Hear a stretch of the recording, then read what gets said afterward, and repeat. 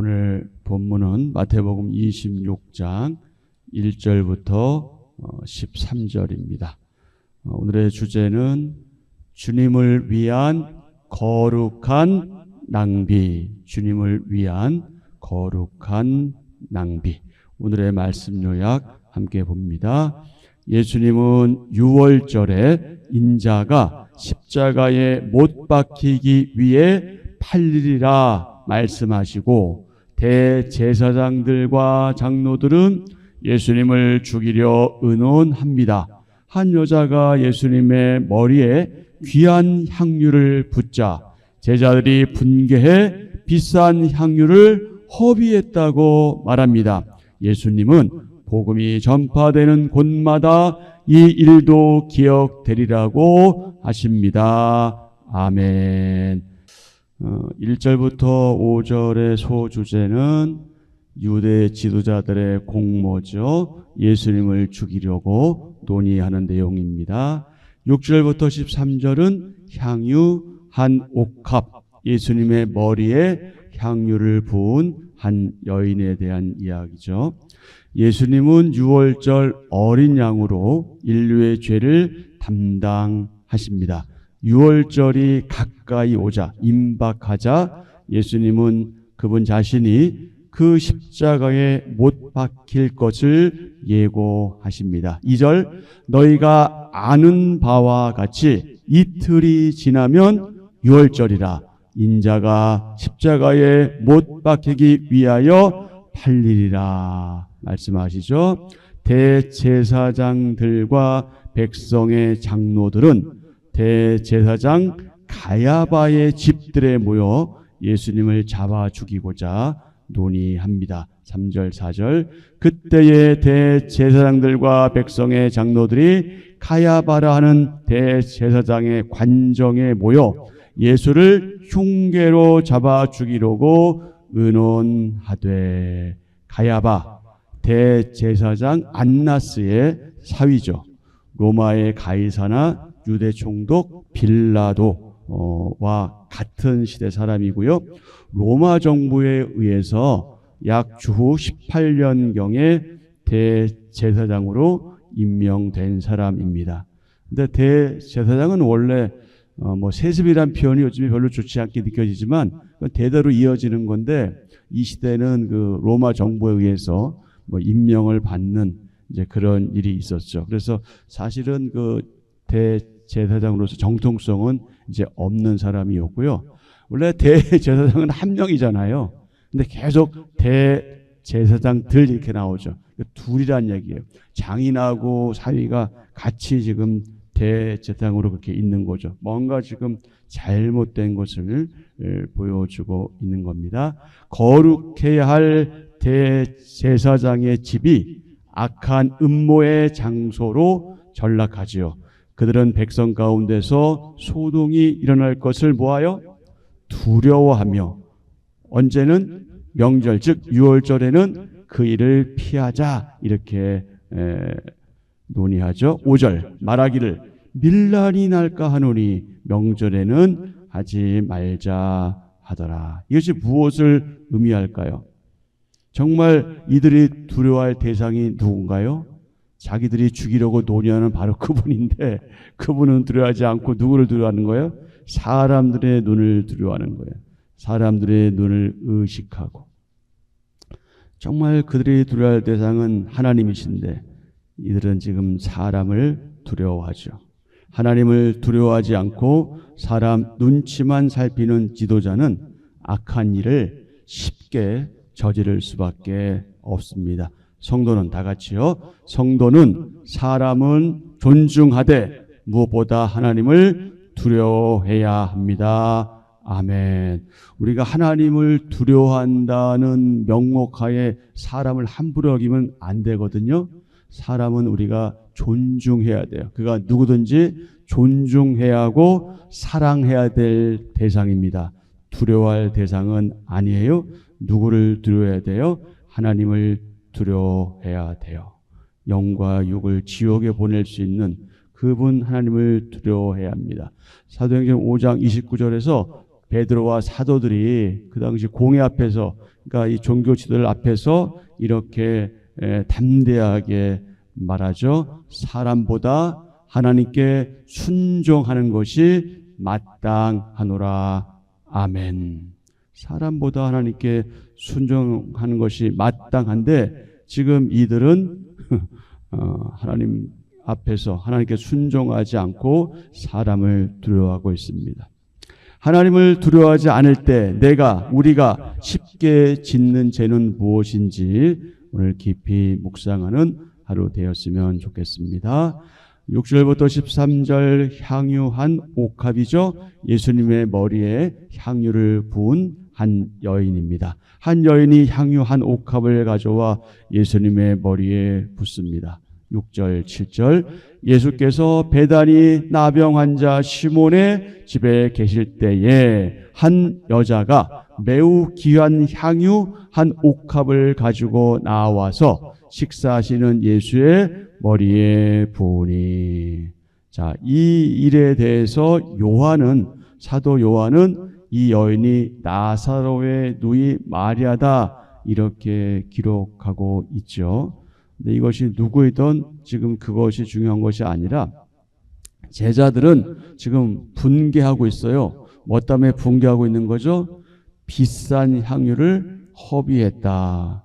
아니, 자기들이 따르고 있는 선생님이요, 주님이신 그분께 향유를 붓는 게 그게 뭐가 낭비라고 지금 그럴싸한 이유를 대면서 여인이 향유를 낭비했다고 그렇게 몰아붙이고 있습니다. 8절 제자들이 보고 분개하여 무슨 의도로 이것을 허비하느냐, 이것을 비싼 값에 팔아 가난한 자들에게 줄 수 있었겠도다. 요거 다 위선적인 행동이에요. 예, 아주 위선적인 행동.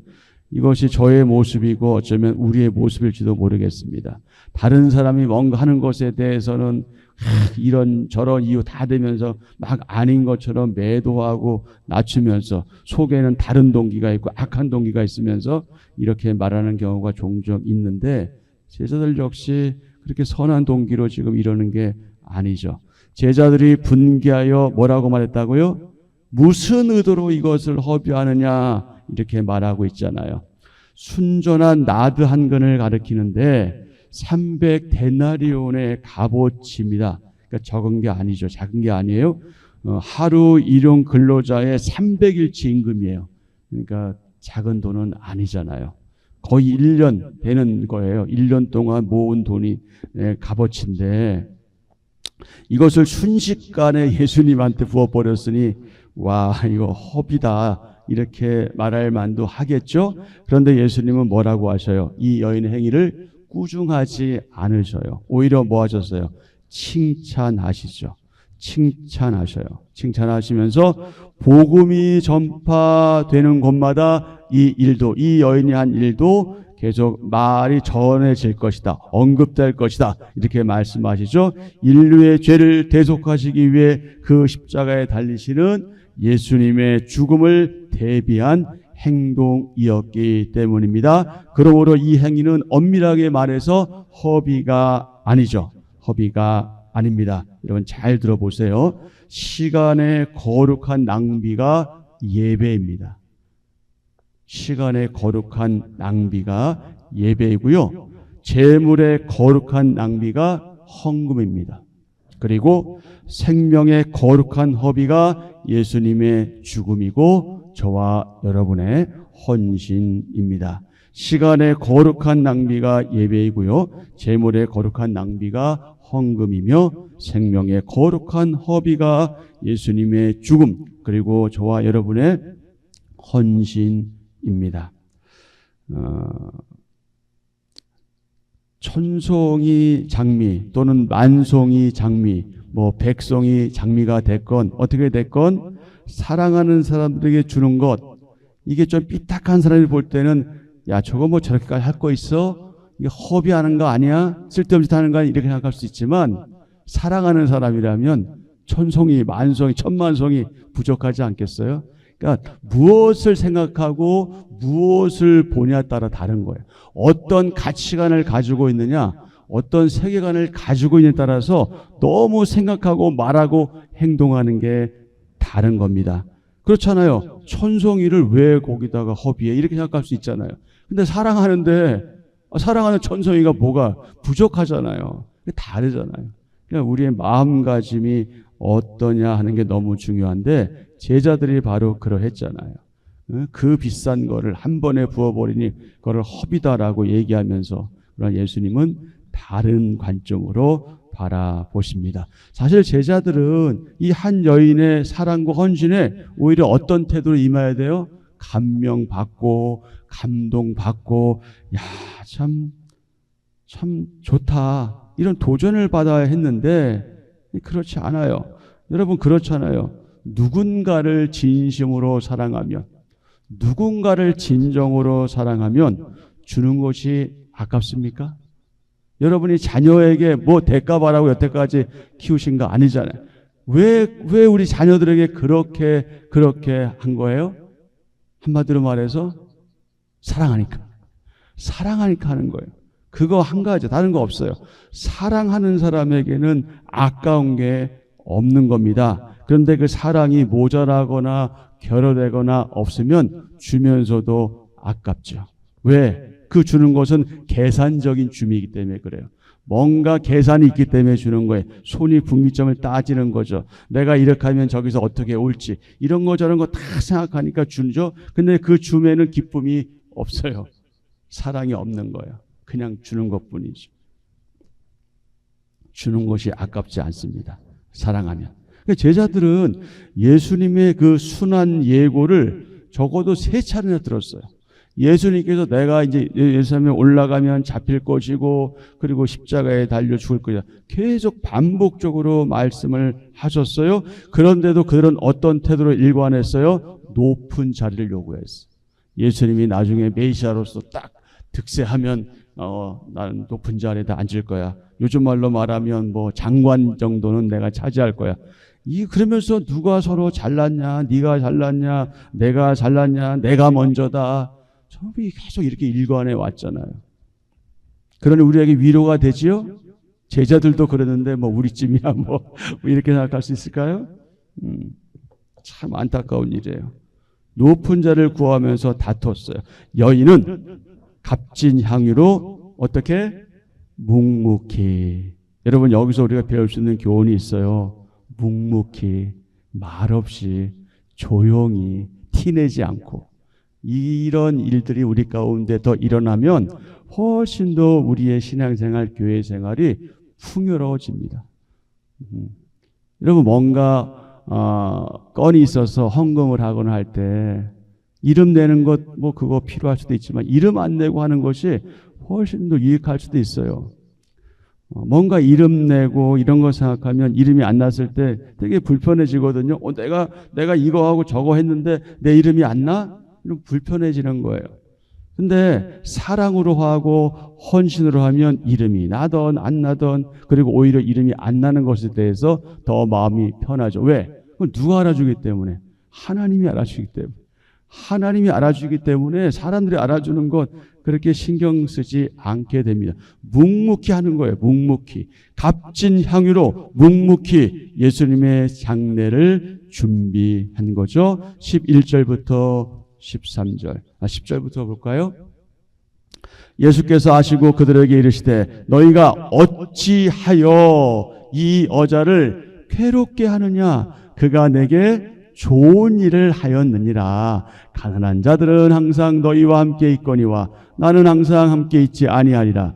이 여자가 내 몸에 이 향유를 부은 것은 내 장례를 위하여 함이니라. 내가 진실로 너희에게 이르노니 온 천하에 어디서든지 이 복음이 전파되는 곳에서는 이 여자가 행한 일도 말하여 그를 기억하리라 하시니라. 아멘. 제자들이 아까 뭐 했다고 그랬죠? 분개하면서 무슨 의도로 이것을 허비하느냐? 그러나 제자들과 달리 예수님은 어떻게 하셨어요? 그것을 헛된 낭비로 보지 않으시고 귀한 헌신으로 보셨습니다. 예수님은 그분 자신이 조만간 그 십자가에서 돌아가실 줄 알고 계셨죠. 이런 상황에서 여인의 이 헌신적인 행동은 자신의 장례를 준비하는 매우 가치 있는 상징적 행위였습니다. 당시 죽은 자의 몸에 향유를 바르는 관습이 있었기 때문에 그렇습니다. 주님을 영예롭게 하기 위해서 자신의 최선 그리고 최고의 것을 바치는 것은 결코 헛된 낭비가 아니라 매우 귀한 헌신이다. 그래서 우리는 이 여인을 생각할 때마다 우리들 자신을 주님께 드리는 헌신에 대한 도전을 받게 됩니다. 여러분, 누가 참다운 제자입니까?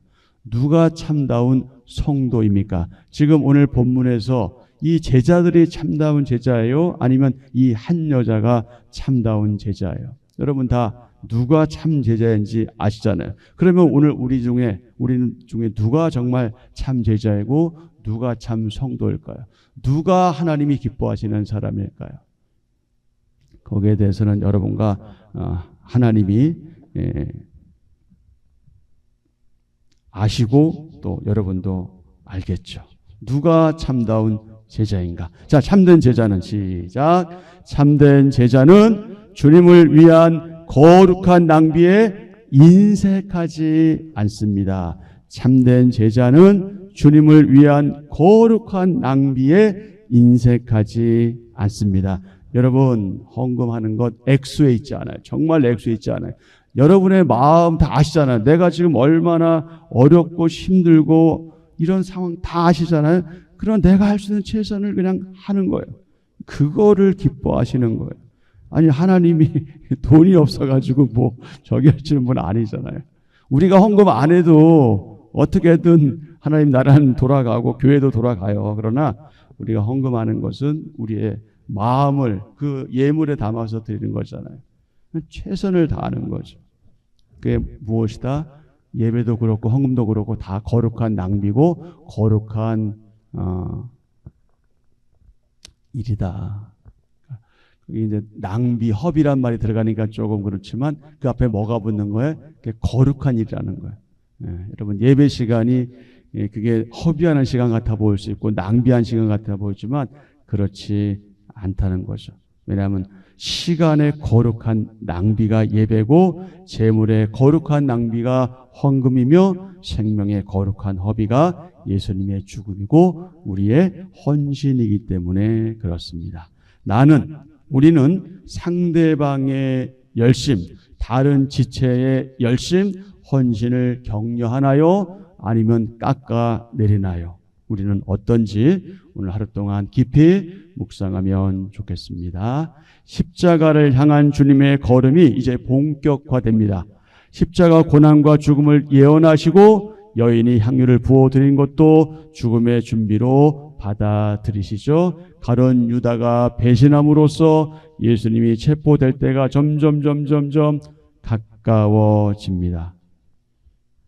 예수님은 유월절의 완성자로서 우리를 위한 희생양이 되신 분이십니다. 주님은 그 십자가로 나아가십니다. 예수님은 유월절 어린 양으로서 스스로 그 십자가 죽음을 향해 나아가셨습니다. 우리를 위해 십자가에 달리신 주님의 은혜에 감사드릴 뿐이죠. 예수님은 오래전부터 계획된 구원 사역, 구속 사역을 하나님께 순종하는 가운데 묵묵히 감당하셨습니다. 1절부터 5절 그 십자가 죽음을 예언하시죠. 십자가 고난과 죽음이 본격화됩니다. 예수님의 십자가 죽음은 악한 자들의 흉계이기 이전에 예수님이 우리를 위해서 유월절 어린 양으로 희생하시는 사건입니다. 예수님은 하나님의 예정대로 하나님의 뜻과 섭리대로 그 십자가를 향해 나아가셨습니다. 6절부터 13절 한 여인이 예수님께 향유를 부어드리죠. 여인의 향유를 장례 준비로 받으십니다. 예수님의 그 생각 속에서는 이미 십자가의 길이 시작되었고 이미 장래까지 생각하고 계셨습니다. 예수님은 하나님께 순종해서 그 십자가를 지기로 결단하십니다. 예수님이 그 십자가를 지신 것은 악한 자들의 음모나 제자의 배반만은 아니었습니다. 하나님께서 오래전부터 예정하신 사역에 예수님이 동일한 뜻으로 순종하신 결과입니다. 아멘. 자, 오늘 한 절 묵상입니다. 주님을 향한 헌신은 영원히 빛나는 별과 같습니다. 사람들은 여인이 주님께 향유를 부은 것을 낭비라 여겼습니다. 그러나 주님은 복음이 전파되는 곳마다 그 일이 기억되리라고 하셨습니다. 주님께 드린 사랑의 헌신은 절대 헛되지 않습니다. 세상은 양을 재고 값을 매겨 판단하지만 주님은 그분을 향한 사랑을 기억하십니다. 나의 작은 섬김이 하찮아 보일지라도 주님 앞에서는 무엇보다 값진 향기입니다. 주님께 드린 것은 무엇이든 영혼을 살리는 도구로 쓰이기에 충분합니다. 아멘. 오늘의 기도 함께합니다. 주님, 사람을 의식하고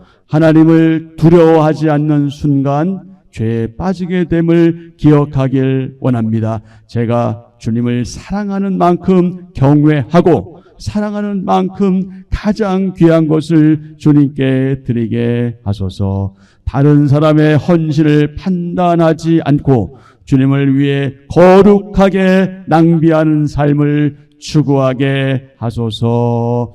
예수님의 이름으로 기도합니다. 아멘. 아멘.